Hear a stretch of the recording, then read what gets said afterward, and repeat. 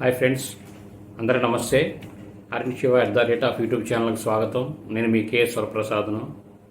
నేను మీకు ఈరోజు ఈ వీడియోలో మన రాష్ట్రంలో ప్రతి నెల ఇచ్చే రేషన్ బియ్యం, ఆ రేషన్ బియ్యం అనేది ఎలా చక్కగా వండుకోవాలి అనేది చూద్దాం.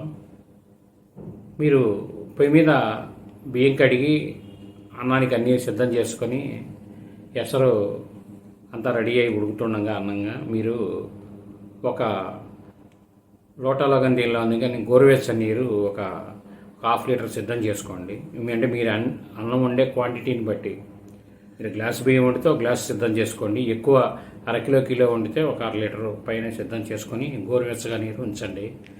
చక్కగా అన్నం మీరు పలుకుగా తింటే పలుకుగా, లేదు కొద్దిగా మెత్తగా తింటే మెత్తగా సరిపడా అనేది ఉడికించుకొని మీరు చేసే విధానంలో చక్కగా ఉడికించండి. ఉడికించిన తర్వాత మీరు ఏం చేస్తారంటే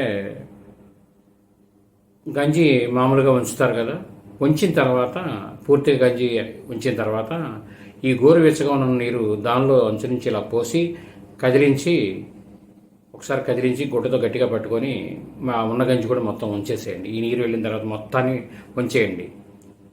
స్టవ్ సిమ్లో పెట్టి ఒక 3 సెకండ్లు 4 సెకండ్లు అలా ఉంచిన తర్వాత మీరు కట్టేయండి స్టవ్ని. అలా ఒక 10 నిమిషాలు ఉంచండి. ఆ వేడికి లోపల ఉన్న చెమ్మంతా లాగేస్తుంది.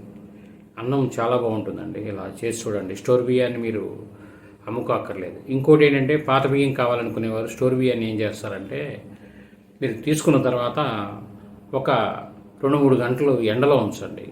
బియ్యాన్ని 2-3 గంటల సేపు సంచి ఎండలో ఉంచిన తర్వాత తీసుకొచ్చి లోపలికి వచ్చిన తర్వాత చక్కగా బాగు చేయండి. బాగు చేసి మూతి కట్టండి. దాని మీద పెన్నుతో కానీ దేంతన్నా రాయండి ఏ నెలలో బియ్యం అని.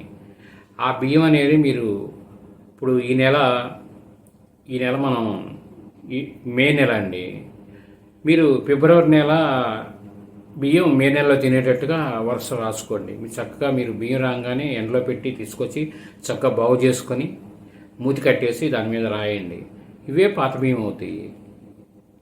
ఇప్పుడు మన ఈ బియ్యాన్నే స్టీమ్ చేసి రకరకాలు నూక తగ్గించుకొని, ఇప్పుడు మీరు నూకగా ఉందనుకోండి బియ్యం చెరగండి. నూకలో జలించే జల్లెలు ఉంటాయి, తెచ్చుకోండి. చక్కగా నూక మనసులో పెట్టుకొని సబ్స్క్రైబ్ చేసుకొని లైక్ చేయండి, షేర్ చేయండి. Thank you.